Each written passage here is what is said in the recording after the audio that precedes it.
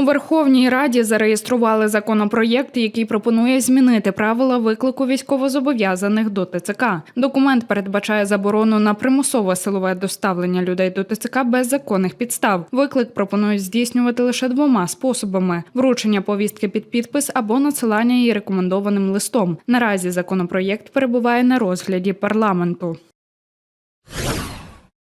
Вночі російські війська обстріляли Донеччину, Харківщину та Одещину. У Дружківці поранено 2 жінок. Одну з них рятувальники дістали з-під завалів. У Райгородку після атаки БПЛА загорілись господарські споруди, а в Краматорську – автомобілі та житловий будинок. На Харківщині біля села Нова Олександрівка внаслідок удару загинув 53-річний водій рейсового автобуса. Ще 4 людей поранені. Також дрони атакували портову інфраструктуру Одещини. Пошкоджено продуктовий склад. Усім постраждалим надали допомогу. Нині триває ліквідація наслідків атаки.